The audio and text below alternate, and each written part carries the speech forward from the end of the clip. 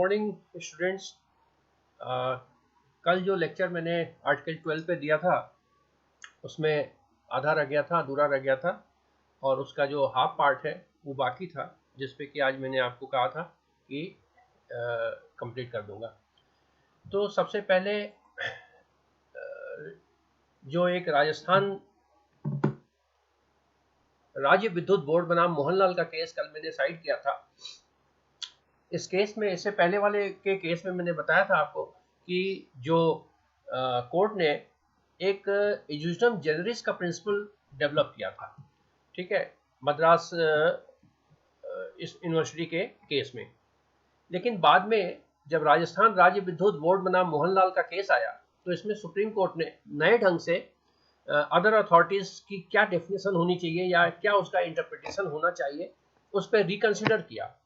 और रिकंसिडर करने के बाद उन्होंने इस जजमेंट को देखने के बाद लगता है कि एक तरह से उन्होंने जो इजुजम जेनरिस का प्रिंसिपल था उसको उन्होंने इग्नोर कर दिया या उसको रूल्ड आउट कर दिया। और इस मामले में कोर्ट ने ये कहा कि other authorities basically instrumentality of the government है। तो इस तरह से उन्होंने एक इंस्ट्रूमेंटलिटी का नया कंसेप्ट जनरेट किया। इसमें यह कहा कि भारत के राज्य क्षेत्र में अगर कानून द्वारा कोई बॉडी स्टैब्लिश की जाती है जो कि भारत सरकार के नियंत्रण में कार्य कर रहा है, तो ऐसे प्रत्येक बॉडी को अदर अथॉरिटीज की कैटेगरी में समझा जाएगा। यहाँ एक चीज देने वाली बात है कि मद्रास यूनिवर्सिटी के केस के मुकाबले इस केस में जो इजुजम जेनरिस का प्रिंसिपल था, सजातीयता का नियम था, उसको तो रूल्ड आउट कर दिया, और रूल्ड आउट करके एक इंस्ट्रूमेंटलिटी का कंसेप्ट नया डेवलप किया कि इंस्ट्रूमेंटलिटी ऑफ द गवर्नमेंट होनी चाहिए। लेकिन पर्टिकुलरली इस फैसले में जो इंस्ट्रूमेंटलिटी का जो दायरा था, कंसेप्ट था, वो बहुत ही नैरो था। यानी इसमें कोर्ट ये कहती है कि भारत सरकार के नियंत्रण के अंतर्गत कार्य कर रहा हो, नंबर वन। दूसरा कि भारत सरकार के कानून के द्वारा वो स्थापित किया गया हो। अब सवाल उठता है कि क्या अगर कोई इंस्टीट्यूट या कोई बॉडी कॉर्पोरेट कानून के द्वारा स्थापित नहीं किया गया है तो क्या वह इंस्ट्रूमेंटलिटी ऑफ द गवर्नमेंट नहीं होगी? क्या वो अदर अथॉरिटीज के अंतर्गत नहीं आएगी? इसमें जो व्याख्या करते समय सरकार ने कोर्ट ने ये कहा कि जो अन्य प्राधिकारी की अभिव्यक्ति है उसमें सजातीयता के नियम का स्वीकार करती है, ठीक है ना। तो ये मैं आपको पहले बता चुका हूँ, ये स्लाइड बाद में आया है, तो उसको उन्होंने इग्नोर कर दिया और इस तरह से कार्यकलाप के सिद्धांत को स्वीकार करते हुए ये बताया कि इसमें जो भी चाहे वो कॉन्स्टिट्यूशनल बॉडी हो या एक्स्ट्रा लीगल बॉडी हो, वो सारे के सारे इसमें सम्मिलित होंगे। लेकिन अदर कार्यकलाप क्या होगा या किस बॉडी को गवर्नमेंट के इंस्ट्रूमेंटलिटी माना जाएगा, इसके बारे में कोई क्लियर गाइडलाइन नहीं था। इसके बाद एक केस और आया सुखदेव बनाम भगत राम का। तो इसमें मोहनलाल के केस के जजमेंट को फॉलो करते हुए कोर्ट ने LIC, ONGC और FCI इन तीनों को अदर अथॉरिटीज डिक्लेयर कर दिया और इस तरह से अनुच्छेद 12 के अंतर्गत राज्य या स्टेट अंडर आर्टिकल 12 डिक्लेयर कर दिया। अब ये तीनों ही बॉडी अगर आप देखें, चाहे वो LIC हो, चाहे वो NGC हो, चाहे वो FCI हो, ये तीनों के तीनों राज्य के कार्य की तरह नहीं करते। यानी जिस तरह से राज्य सरकार या केंद्र सरकार या विधानमंडल या संसद करती है उस तरह के कार्य नहीं करते। ये पर्टिकुलर पर्पस के लिए बनाए गए एक कॉर्पोरेट है जो काफी हद तक ऑटोनोमस है। तो इस तरह से ये सवाल उठता है कि आखिर चूंकि सजातीयता के नियम को तो ये फॉलो नहीं करते हैं, लेकिन इसमें चूंकि गवर्नमेंट का कंट्रोल है, गवर्नमेंट का पैसा लगा हुआ है, इसलिए इसको घोषित कर दिया गया अदर अथॉरिटीज। तो नेचुरली अब ये क्वेश्चन उठता है कि ऐसे कौन से प्रिंसिपल्स है, ऐसे कौन से गाइडलाइंस है जिसके आधार पर कि कोर्ट ये तय करेगी कि ये इंस्ट्रूमेंटलिटी ऑफ द गवर्नमेंट है या नहीं, या हर बार हम एक मामले को लेकर कोर्ट के सामने जाएंगे और फिर कोर्ट से डिसाइड करवाएंगे कि ये इंस्ट्रूमेंटलिटी ऑफ द गवर्नमेंट है या स्टेट है या नहीं है, और हर मामले अलग अलग मामले में गवर्नमेंट अलग अलग, न्यायालय अलग अलग निर्णय देगी। तो ऐसा नहीं होता है। न्यायालय के निर्णय जब भी होते हैं प्रिंसिपल लेड निर्णय होते हैं, और एक आवश्यकता थी लैंडमार्क जजमेंट की, जिसके आधार पर आगे कोई भी मामला आए तो सरकार न्यायालय उस गाइडलाइंस के आधार पर, उस एस्टेब्लिश प्रिंसिपल के आधार पर उसको डिक्लेयर करे कि ये अदर अथॉरिटीज हैं या नहीं है। तो आगे के कुछ मामलों में हम देखेंगे कि कोर्ट ने इस तरह का निर्णय दिया है। जैसे एक रामन्ना डी सेट्टी बनाम अंतर्राष्ट्रीय हवाई अड्डा प्राधिकरण, airport authority, international airport authority, ये 1979 का केस है। इसमें न्यायालय ने ये निर्धारित करने की कोशिश की कि ऐसे कौन से प्रिंसिपल्स हैं, ऐसे कौन से मानक हैं जिसके आधार पर कि हम ये डिसाइड करें कि कोई कार्यकलाप है या नहीं। तो यहाँ पर बेसिकली न्यायालय ने ये कहा कि वेदर एनी कॉर्पोरेट और any body is originated by the government by implementing an institute, अगर पार्लियामेंट में कोई अधिनियम को लाकर किसी निकाय को सरकार इस्टेब्लिश करती है तो निश्चित तौर पर वो इंस्ट्रूमेंटलिटी ऑफ द गवर्नमेंट होगा। सेकंड चीज ये भी उसने कहा कि it is not important that कि any authority is establish by the institute और नॉट, लेकिन अगर उसमें कंट्रोल एंड डायरेक्शन गवर्नमेंट का है, फाइनेंस डायरेक्शन का है गवर्नमेंट का है, तो भी उसको इंस्ट्रूमेंटलिटी ऑफ द गवर्नमेंट मानेंगे। तो ये एक नैरो साइन था, लेकिन कुछ नहीं से तो कुछ अच्छा था, इसमें कुछ गाइडलाइंस मिल जाते हैं। और इसी कंसेप्ट को वापस 81 में एक केस आया जो सोम प्रकाश रेखा बनाम भारत संघ, इसमें भी न्यायालय ने इसको फॉलो किया, इसी प्रिंसिपल को, और इस प्रिंसिपल को फॉलो करते हुए उन्होंने कई मामले में डिसाइड किया कि ये अदर अथॉरिटीज है। लेकिन एक बहुत बढ़िया जजमेंट अजय हासिया का है जिसमें कोर्ट ने बहुत डिटेल में इसकी चर्चा की। अजय हासिया बनाम खालिद मुजीब, AIR 1981 का केस है। इसमें न्यायालय ने पुराने जितने भी मामले थे उन सभी मामलों को रिव्यू करते हुए और एक बहुत 5-7 पॉइंट का एक गाइडलाइन इशू किया, और उसमें इन्होंने कहा कि कोई इंस्टीट्यूट कोई बॉडी, कोई निकाय गवर्नमेंट की इंस्ट्रूमेंटलिटी है या नहीं है, इसको टेस्ट करने के लिए फॉलोइंग कंडीशंस हैं। उस कंडीशंस के आधार पर ये डिसाइड किया जाएगा कि कोई बॉडी, कोई निकाय सरकार के इंस्ट्रूमेंटलिटी के अंतर्गत आती है या नहीं, और अगर आती है तो अदर अथॉरिटीज होगी और आर्टिकल 12 के अंतर्गत स्टेट की डेफिनेशन की आ जाएगी। तो अब देखते हैं कि क्या क्या पॉइंट्स अजय खालिद के केस में कोर्ट ने डिसाइड किया। देखिए, सबसे पहला पॉइंट उन्होंने ये कहा कि यदि निकाय की संपूर्ण अंश पूंजी सरकार के पास होती है तो यह इस दिशा में एक संकेत है कि निकाय सरकार की कार्यकलाप है। जैसा कि पहले वाले स्लाइड में आपने देखा कि रामन्ना डी सेट्टी के केस में, ये जो केस है, इस केस में सुप्रीम कोर्ट ने यह कहा कि इंस्टीट्यूटरी बॉडी होनी चाहिए। यानी एक पॉइंट तो वहां पे क्लियर हो गया कि अगर कोई बॉडी का ओरिजिनेशन गवर्नमेंट के इंस्टीट्यूट लाकर, पार्लियामेंट में कोई एक्ट लाकर या विधानसभा में कोई एक्ट लाकर उसको एस्टेब्लिश किया जाता, तो निश्चित तौर पर वो गवर्नमेंट की इंस्ट्रूमेंटलिटी तो होगी। सेकंड चीज ये है कि अगर किसी निकाय में गवर्नमेंट का जो होल्डिंग्स है, यानी बहुत सारे कॉर्पोरेट, ये क्वेश्चन एक्चुअली उठा क्यों कि बहुत सारे ऐसे कंपनीज थे जिसको गवर्नमेंट ने फॉर्मेट किया था, बनाया था। तो क्वेश्चन ये उठा कि क्या NCERT जैसी संस्था, CSIR जैसी संस्था या कॉर्पोरेट सेक्टर्स क्या अदर अथॉरिटीज के अंतर्गत आते हैं या नहीं आते हैं, क्योंकि वो गवर्नमेंट फंक्शन तो नहीं कर रहे हैं, लेकिन ओरिजिनेटेड बाय गवर्नमेंट है, गवर्नमेंट इंस्टीट्यूट के थ्रू ओरिजिनेट किया गया है। सेकंड चीज कि वो कॉर्पोरेट फंक्शन कर रहे हैं, उसमें पैसा गवर्नमेंट का लगा हुआ है और ऑटोनोमस बॉडी है। तो ऑटोनोमस बॉडी काफी हद तक गवर्नमेंट इस्टेब्लिश तो करती है, लेकिन गवर्नमेंट का दखल अंदाजी उसमें नहीं होता है। तो क्या autonomous body statutory other authorities के अंतर्गत आएगी या नहीं आएगी? जो फाइनेंशियल वर्क कर रही है, जो कॉर्पोरेट वर्क कर रही है, वो अदर अथॉरिटीज के अंतर्गत आएगी या नहीं आएगी? तो ये बहुत सारे क्वेश्चंस थे। तो इन सभी क्वेश्चंस का जवाब सुप्रीम कोर्ट ने अजय हासिया के केस में दिया, और वैसे तो ये बहुत समराइज किया हुआ है, लेकिन अगर आप चाहें तो गूगल पे जाके आप पूरा जजमेंट पढ़ सकते हैं। बहुत ही बढ़िया जजमेंट था। सुप्रीम कोर्ट ने ये कहा कि it is not important that any body is originated by the institute और not, if the body is governed by the government or controlled by the government or financed by the government, then it will be comes under the definition of other authorities and hence it will be comes under the definition of state of the article 12। तो इसलिए इस तरह से अगर उस principal को माने तो पहला पॉइंट ये होता है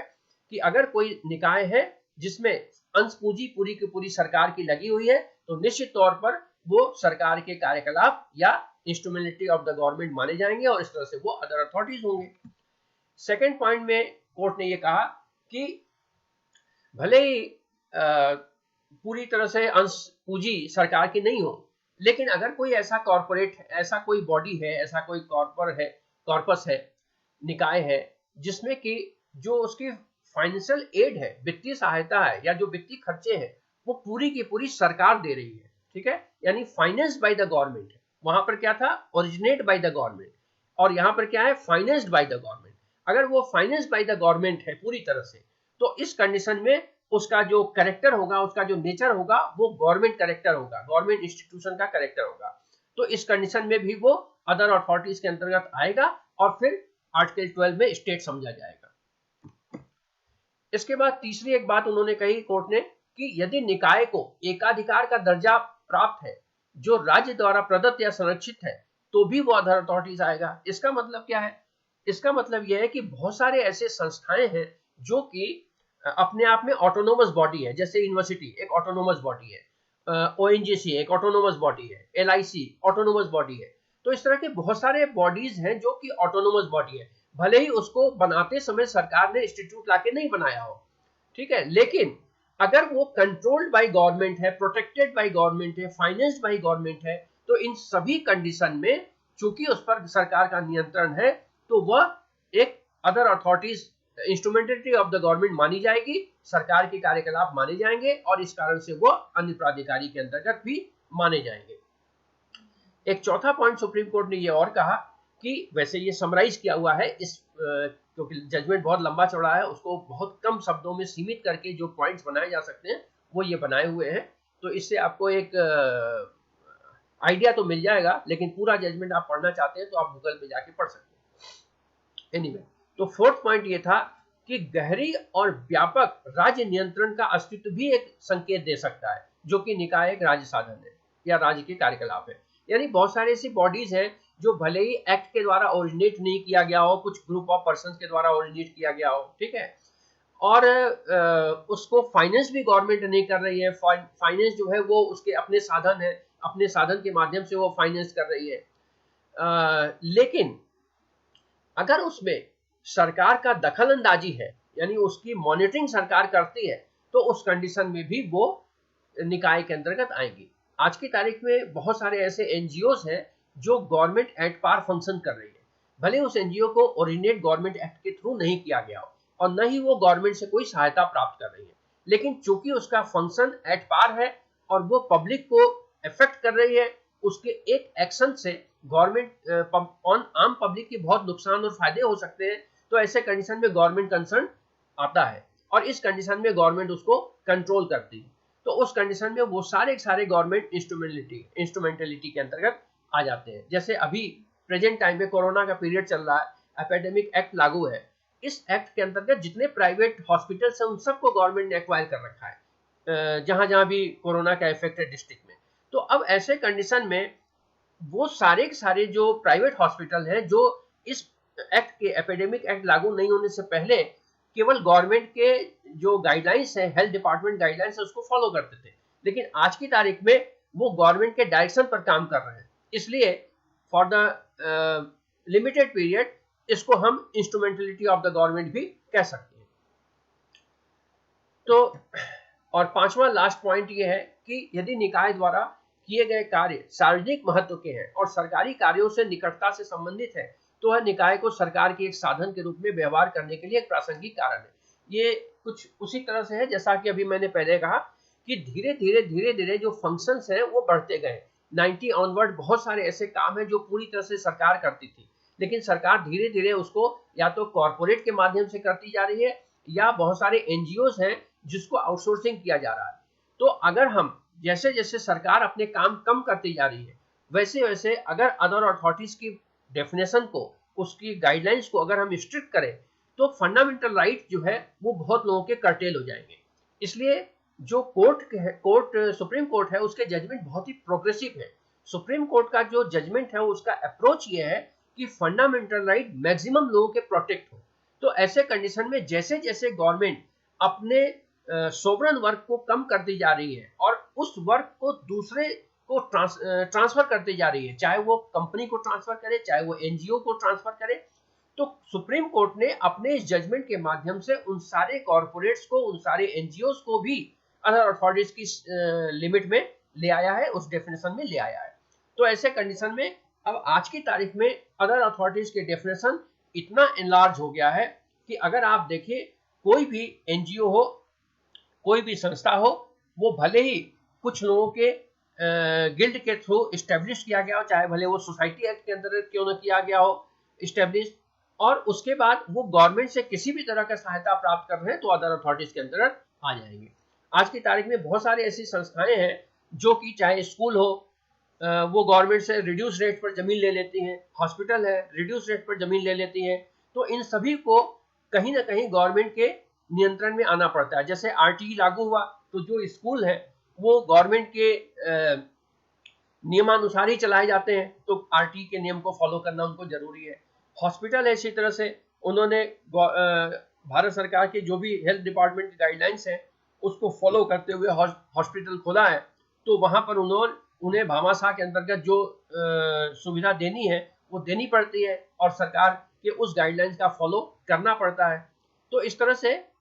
लिमिटेड है, लेकिन ये कहीं ना कहीं एक सर्टेन लिमिट तक इंस्ट्रूमेंटेलिटी ऑफ द गवर्नमेंट है। तो ये जो अजय हाशिया के केस में गवर्नमेंट सुप्रीम कोर्ट ने गाइडलाइन इशू किए 5-7 पॉइंट के, ये इतने इंपॉर्टेंट है कि आज की तारीख में अगर आप ये डिसाइड करना चाहते हैं कि कोई बॉडी, कोई निकाय आर्टिकल 12 के अंतर्गत स्टेट की डेफिनेशन में आती है या नहीं आती है, तो आप उसके पूरे कैरेक्टर को हाईलाइट्स करके और सुप्रीम कोर्ट से ये जजमेंट मांग सकते हैं कि उसे अदर अथॉरिटीज घोषित किया जाए। इसके अंदर आपको ये साबित करना पड़ेगा कि वो संस्था या तो गवर्नमेंट के एक्ट के थ्रू ओरिजिनेट है, नंबर 2, या वो संस्था गवर्नमेंट के थ्रू फाइनेंस्ड है, नंबर 3, या वो संस्था गवर्नमेंट के द्वारा पूरी तरह से नियंत्रित है, उसके कंट्रोल के अंतर्गत चलती है,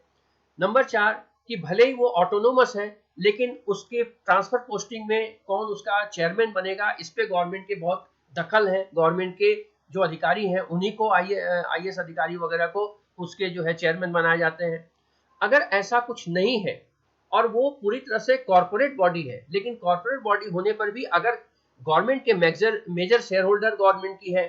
तो उस कंडीशन में भी वो संस्था अदर अथॉरिटीज आएगी। अगर ऐसा कुछ भी नहीं है, कॉर्पोरेट भी नहीं है, गवर्नमेंट के थ्रू ओरिजिनेट भी नहीं है, फाइनेंस भी नहीं है, कंट्रोल्ड भी नहीं है, तो भी अगर कोई संस्था एट पार गवर्नमेंट वर्क कर रही है तो भी वो इंस्ट्रूमेंटेलिटी ऑफ द गवर्नमेंट आएगी। जैसे बहुत सारे काम सरकार के हैं, जैसे पब्लिक यूटिलिटी के लिए ट्रांसपोर्ट मैकेनिज्म डेवलप करना, लेकिन गवर्नमेंट ने वो न करके एक प्राइवेट संस्था बनाया गया, मान लीजिए प्राइवेट लिमिटेड कंपनी, और लिमिटेड कंपनी को गवर्नमेंट ने अथॉरिटी दे दी कि भाई आप जयपुर से लेके अजमेर तक के रूट पर आप बस चलाओगे, तो रूट किसका है? गवर्नमेंट का है। गवर्नमेंट किसके लिए बस चलवा रही है? सिटीजन्स के लिए चला रही है। तो वो जो कंपनी है ऑन बिहाफ ऑफ गवर्नमेंट वो काम कर रही है, जो गवर्नमेंट अपने रोडवेज के माध्यम से करती थी वही काम वो company on behalf of government कर रही है, इसलिए वो संस्था अदर अथॉरिटीज के अंतर्गत आएगी। क्यों? क्योंकि ये इंस्ट्रूमेंटेलिटी ऑफ द गवर्नमेंट हो गई। ठीक है, तो ऐसे जजमेंट बहुत सारे आते रहेंगे और उसमें निर्णय होता रहेगा। हालांकि सुप्रीम कोर्ट ने एक पतली सी गली ये भी छोड़ रखी है इन 5 जजमेंट को देने के बाद। आप इस नेक्स्ट स्लाइड में देख सकते हैं कि गवर्नमेंट सुप्रीम कोर्ट ने स्पष्ट रूप से कहा कि हालांकि ये जो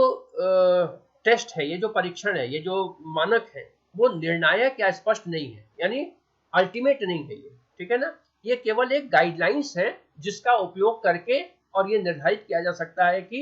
जो अदर अथॉरिटीज हैं या इंस्ट्रूमेंटेलिटी को चेक किया जा सकता है कि उस निकाय, जिस निकाय की हम बात कर रहे हैं वो इंस्ट्रूमेंटेलिटी ऑफ द गवर्नमेंट है या नहीं है। अगर इंस्ट्रूमेंटेलिटी ऑफ द गवर्नमेंट है तो वो अदर अथॉरिटीज है, और अगर अथॉरिटीज है तो फिर वो अंडर 12 के अंतर्गत, आर्टिकल 12 के अंतर्गत स्टेट की डेफिनेशन है। लेकिन इस लाइन को लिखने के बाद सुप्रीम कोर्ट ने एक पतली गली भी निकाल ली है कि इन फ्यूचर हो सकता है कि कुछ ऐसे जो मैंने पिछले 5-6 पॉइंट्स बताए हैं, मानक बताए हैं, स्टैंडर्ड्स बताए हैं, उसको पूरा करता हो, लेकिन बाद फिर भी उसे अदर अथॉरिटीज नहीं घोषित किया जाता है। तो ये तो भविष्य की बातें हैं, क्योंकि संस्थाएं नए नए ढंग की जनरेट हो रही है। हो सकता है कि ऐसी कोई संस्था जनरेट हो जो कि इन सभी चीजों को होते हुए भी अदर अथॉरिटीज के अंतर्गत ना आए। तो ये बात के जजमेंट की बातें हैं, जब आएगा तो देखा जाएगा। इस पूरे डिसीजन के आधार पर ये एक तरह से कंक्लूडिंग लाइन है कि इसलिए अब ये कहा जा सकता है कि एक निकाय, चाहे वह संवैधानिक हो या गैर संवैधानिक हो, यानी इंस्टीट्यूट के थ्रू लाया गया हो या बिना इंस्टीट्यूट के थ्रू लाया गया हो, इंस्टीट्यूट के थ्रू लाया गया हो, वह वाणिज्यिक काम कर रही हो या गैर वाणिज्यिक काम कर रहा हो, ठीक है, तो भी इसे सरकार का कार्यकलाप माना जा सकता है, और इसलिए ऐसे निकाय को अनुच्छेद 12 के तहत अन्य प्राधिकारी माना जाएगा और राज्य की परिभाषा में आएगा। अब सवाल उठता है कि हम इतना इन्फोर्स क्यों कर रहे हैं कि कोई निकाय स्टेट की डेफिनेशन के अंतर्गत आए या ना आए। इसका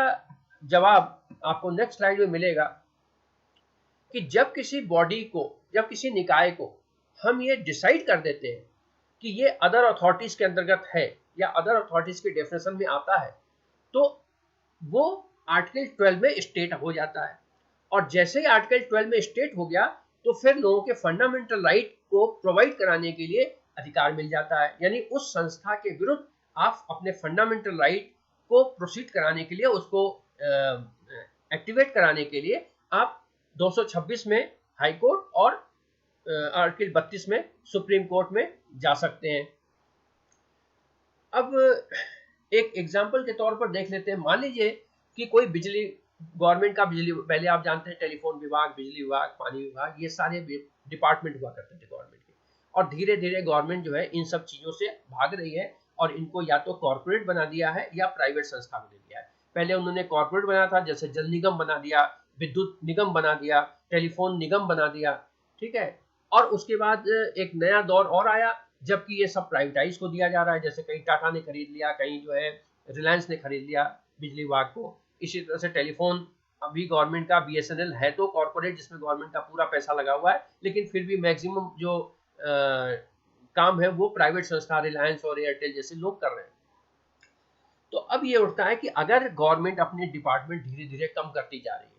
तो जब उस गवर्नमेंट का जब वो डिपार्टमेंट था तो उसमें जितने कर्मचारी काम करते थे या जितने लोगों का उनके साथ ट्रांजैक्शन था, वो सारे के सारे लोगों के फंडामेंटल राइट सुरक्षित थे, क्योंकि वो संस्था सरकार की थी, और सरकार के द्वारा अगर फंडामेंटल राइट का वायलेशन होता है तो हम आर्टिकल 32 में सुप्रीम कोर्ट और 226 में हाई कोर्ट हम जा सकते हैं। यहाँ स्लाइड में नीचे वाली लाइन में कुछ छूट गया है, आप देखें, इसमें लिखा है निकाय अनुच्छेद 32 व 226 के तहत सुप्रीम कोर्ट और उच्च न्यायालय के, ठीक है, क्रमशः 32 में सुप्रीम कोर्ट जाएगी और 226 में उच्च न्यायालय जाएगी। तो इस तरह से जा सकते थे, लेकिन जैसे ही उस संस्था को गवर्नमेंट ने अपने से अलग किया,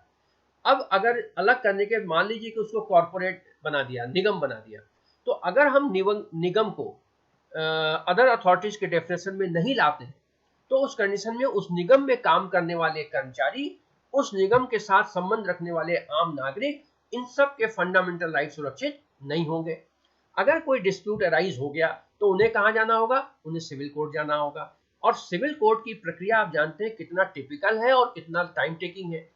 अगर किसी अधिकार का उल्लंघन हो गया और वो अधिकार फंडामेंटल राइट, मूल अधिकार के रूप में चिन्हित है, तो हमें सुप्रीम कोर्ट और उच्च न्यायालय के रिट पिटीशन के माध्यम से बहुत जल्दी रिलीफ मिल जाता है। लेकिन अगर वही अधिकार एक सिविल राइट का वायलेशन है तो उस कंडीशन में हमें जो 32 और 226 है उसका प्रोटेक्शन नहीं मिलता है और हमें सिविल कोर्ट जाना पड़ता है। सिविल कोर्ट जाने की कंडीशन में एक तो उसकी न्याय प्रक्रिया बहुत लंबी है, खर्चीली है, और जब हो सकता है जब रिलीफ मिले तब उस रिलीफ की आवश्यकता ही नहीं हो। इसलिए सुप्रीम कोर्ट का मैं थैंक यू करना चाहूंगा इस मामले में कि वो बहुत प्रोग्रेसिव अप्रोच रखती है और लगातार उन्होंने अपने निर्णयों के माध्यम से प्रोग्रेसिव जजमेंट दिए हैं और ज्यादा से ज्यादा